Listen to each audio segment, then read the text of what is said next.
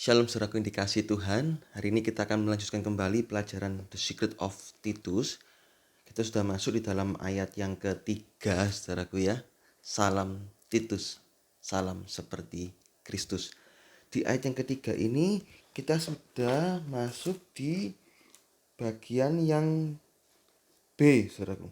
Di bagian yang A itu cerita tentang firman yang sudah dinyatakan pada waktunya. Nah, bagian B ini melalui pemberitaan yang diserahkan kepada saya menurut perintah Allah Juru Selamat kita.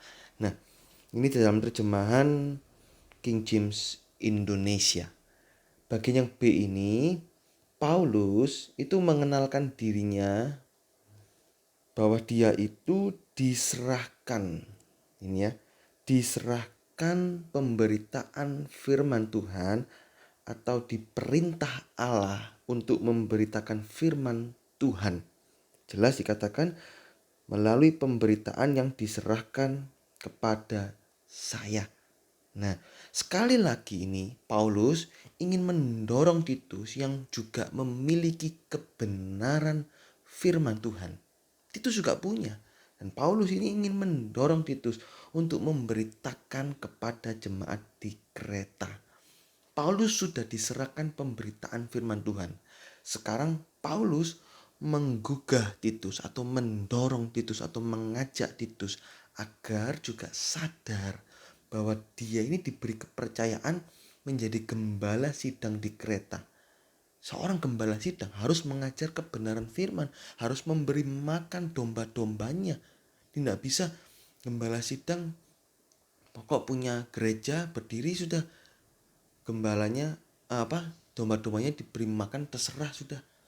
Mau ajaran sesat, ajaran apa, tidak bisa. Paulus menggugah Titus, ayo kamu juga punya ini kebenaran firman Tuhan. Saya juga diberi kepercayaan, diserahkan pemberitaan firman Tuhan.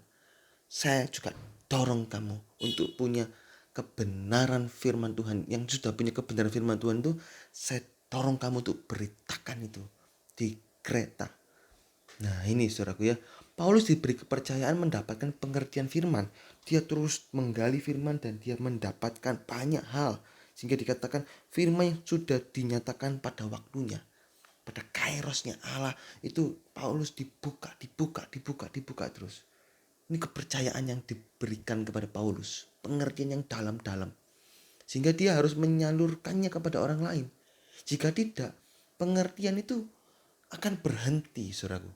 Orang yang mendapat pengertian, tetapi dia tidak membagikannya kepada orang lain, atau dia tidak mau menaatinya, hanya sekedar pengetahuan, maka pengertian itu tidak akan diberikan lagi.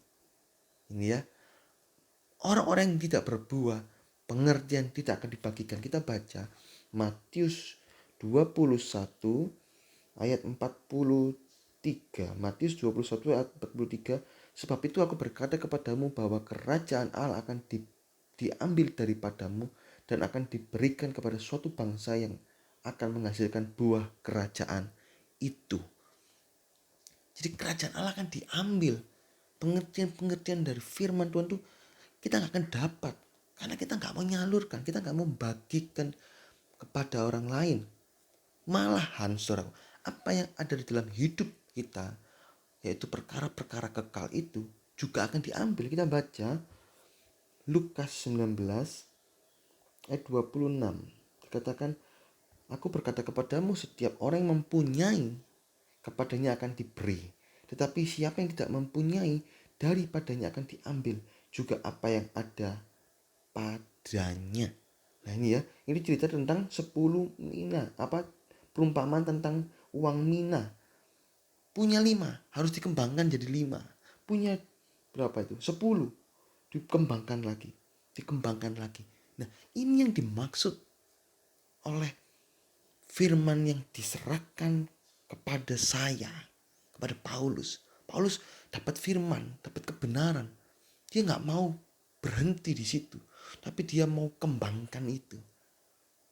Sehingga dia disebut sebagai hamba yang baik dan setiawan. Hamba yang setia dan benar. Inilah perintah Allah kepada orang-orang yang mendapat pengertian firman Tuhan.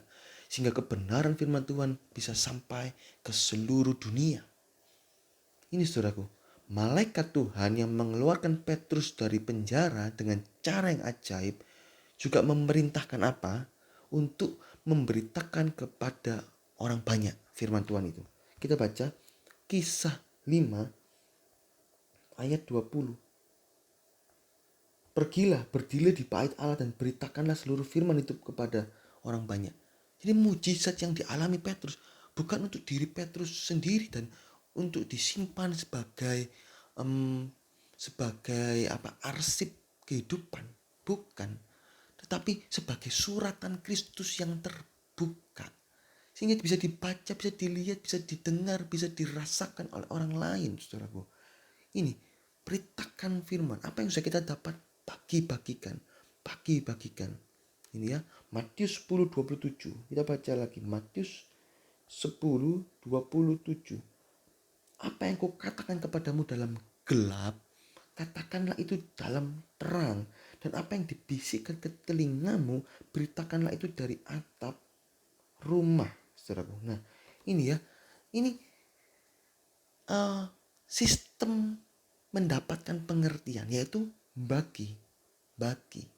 Orang yang bagi-bagi itu justru tidak akan kekurangan, saudaraku. Orang yang justru menyimpan, justru akan diambil apa yang ada di dalam hidupnya. Karena orang itu tidak berbuah, saudaraku. Pada akhir zaman akan ada pembukaan firman Tuhan yang luar biasa. Sehingga Allah menyerahkan kepada orang-orang yang mau memberitakannya. Ini apa yang kau katakan kepadamu di dalam gelap. Mungkin kita secara tersembunyi kita berdoa, kita merenungkan firman Tuhan, kita menyelidik firman Tuhan, kita sudah dapat itu.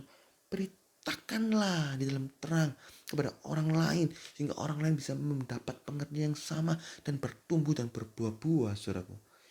Semua akan terbuka jelas agar penamatan rencana Allah digenapi.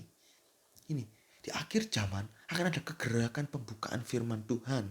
Saat ini kegerakan penginjilan juga berlangsung dengan begitu dahsyat, saudaraku. Di Afrika, penginjil waktu sekali KKR bisa 7 juta orang, 6 juta orang, dan lain sebagainya. Dan banyak orang mendengar nama Kristus Yesus. Juga di akhir zaman ini akan ada kegerakan pembukaan firman Tuhan. Sehingga orang-orang yang sudah percaya Tuhan Yesus tidak tinggal kanak-kanak, tapi menjadi dewasa rohani, saudaraku. Nah ini ya, jadi siapakah hamba yang baik yang membagi-bagi makanan pada waktunya? Itu ada di dalam Lukas, saudaraku ya. Lukas, saya lupa, ada membagi-bagi makanan. Nah ini ya, itu juga termasuk hamba yang baik, saudaraku. Nah ini Lukas 12 ayat 42. Jadi siapakah pengurus rumah yang setia dan bijaksana?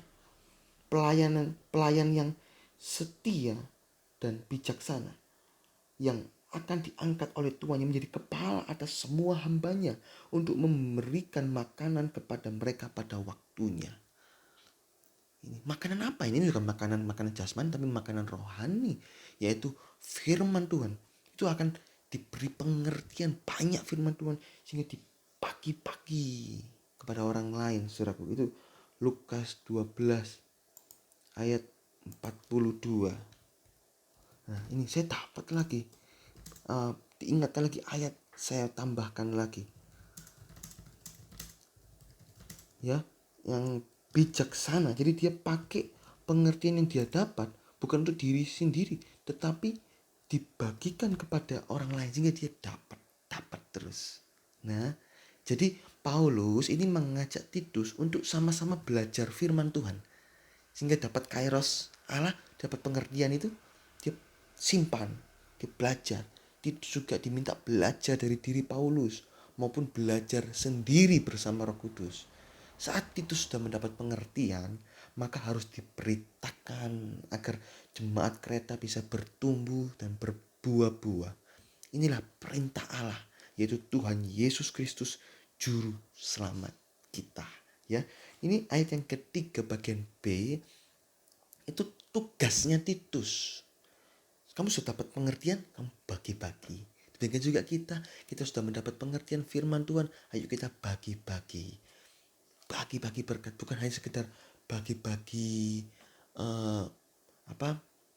postingan Instagram. Oke lah, tentang masak, tentang apa, itu bagus, baik, yang positif. Jangan membagi yang memecah belah, ajaran-ajaran atau ujaran-ujaran kebencian, jangan. Tapi coba kita ambil momen-momen waktu, kita mau bagi kebenaran firman Tuhan, baik melalui media sosial maupun melalui hidup kita sehari-hari, maupun melalui pertemuan-pertemuan. Kalau saat ini masa-masa pandemi corona, ya tidak bisa ketemu, tapi kita bisa bagi-bagi dalam WhatsApp, dalam Line, dalam macam-macam media sosial itu, saudaraku. Ya, bagi-bagi terus, maka kita adalah hamba yang bijaksana dan setiawan. Puji Tuhan, Tuhan Yesus memberkati.